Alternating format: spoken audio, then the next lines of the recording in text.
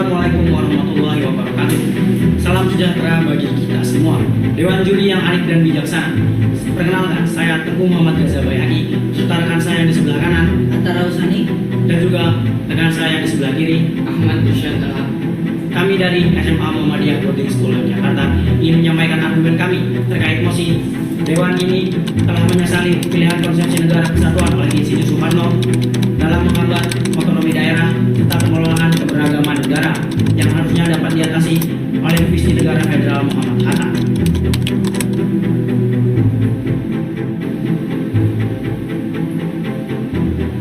Dewan juri yang terhormat, berdirinya kami di sini, kami ingin menolak adanya mosi tersebut karena menurut kami negara persatuan merupakan cara yang paling efektif dan cara yang paling aman untuk mempertahankan kemerdekaan Indonesia secara selama-lamanya.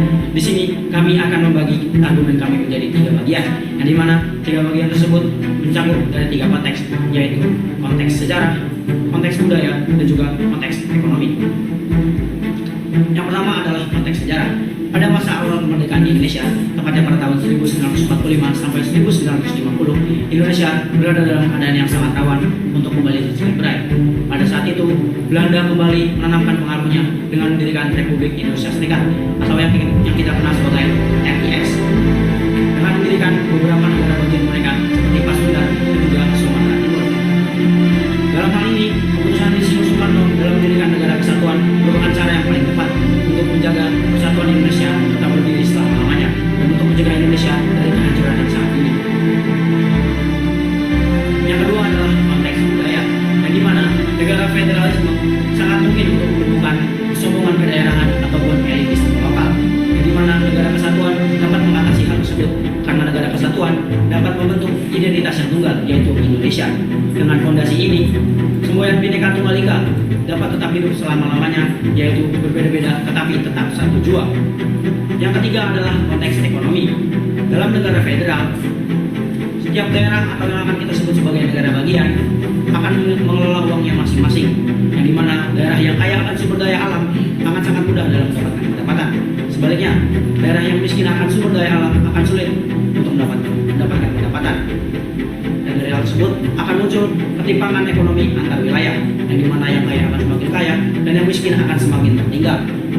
Selain itu, negara federal juga memaksa setiap daerah untuk memiliki struktur pemerintahan masing-masing seperti parlemen, menteri, dan juga lembaga keuangan, yang dimana hal tersebut dapat meningkatkan administrasi anggaran dan juga birokrasi. Karena dana negara yang harusnya digunakan untuk pembangunan akan habis digunakan untuk menggaji pemerintah dan juga menjalankan pemerintahan.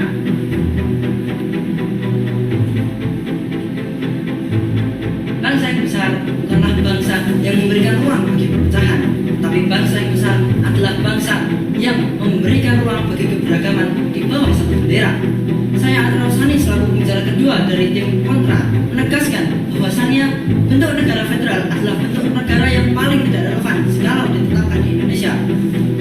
Karena sebagaimana argumen yang telah disampaikan oleh rekan saya dari pembicara satu, jikalau kita berbicara dalam konteks historis, Soekarno sangat memahami bahwasannya bangsa yang baru saja merdeka ini belum siap untuk menerima beban dari sistem federal yang sangat kompleks.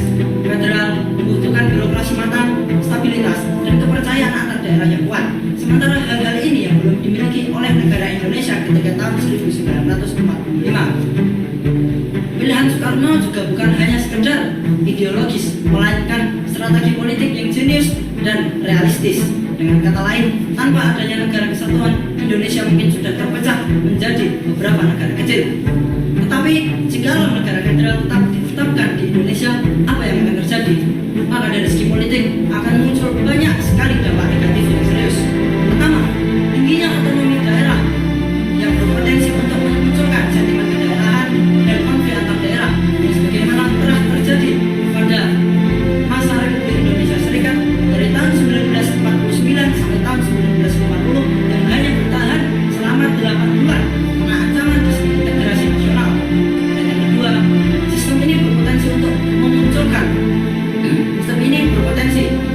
memunculkan ketimpangan kekuasaan politik, sebab daerah yang kaya seperti Riau dan Jakarta lebih memiliki pengaruh yang besar ketimbang daerah miskin seperti Papua yang tercermin pada perbandingan PDRB per kapita yang mencapai 7 kali lipat.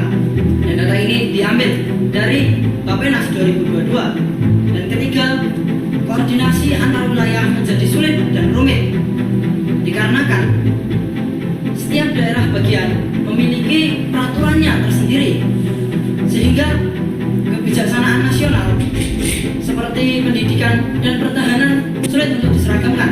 Bahkan hal yang masih menjadi tantangan bagi negara kesatuan. Jadi negara federal jikalau ditetapkan di Indonesia mungkin hanya akan melemahkan stabilitas politik dan keutuhan bangsa negara Indonesia.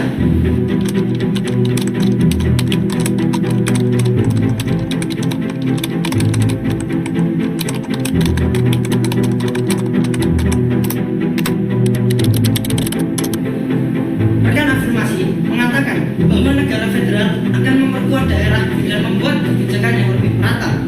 Namun pernyataan ini mengabaikan realitas sosial dan ekonomi Indonesia.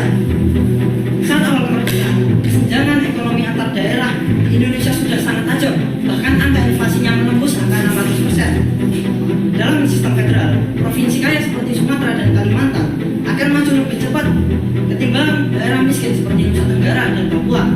Akibatnya, bukan pemerataan yang terjadi, tetapi fragmentasi dan ketimpangan baru. Sekian dari saya selaku pembicara kedua, dan selanjutnya akan dilanjutkan oleh rekan saya Ahmad Irsad Elham dari pembicara ketiga. Terima kasih.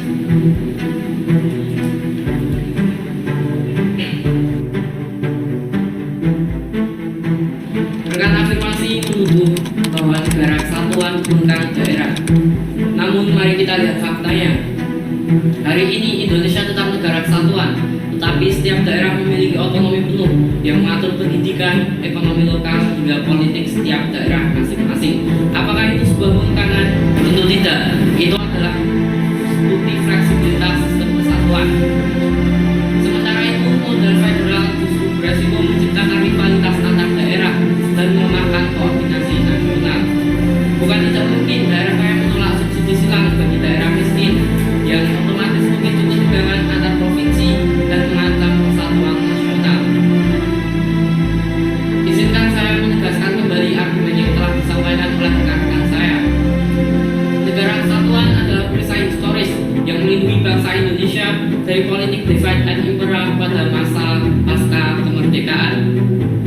Otonomi daerah dapat tumbuh subur dalam sistem kesatuan, serta identitas nasional dan stabilitas politik hanya dapat dijaga dalam kerangka kesatuan yang kuat.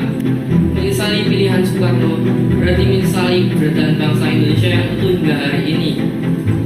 Negara kesatuan bukan hambatan, tetapi syarat utama agar keberagaman dapat tumbuh tanpa kehilangan arah.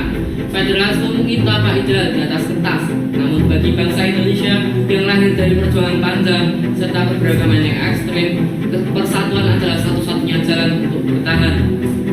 Soekarno tidak mengangkat daerah yang menyelamatkan bangsa. Sistem kesatuan tidak memadamkan keberagaman, tetapi ia membiarkannya tumbuh dalam satu nama, yaitu Indonesia. Sekian dari saya, sekian dari kami. Saya perwakilan rekan-rekan saya izin undur diri. Dewan juri yang terhormat, mohon maaf atas segala kesalahan. Terima kasih atas segala perhatian. Salam sejahtera bagi kita semua. Wassalamualaikum warahmatullahi wabarakatuh.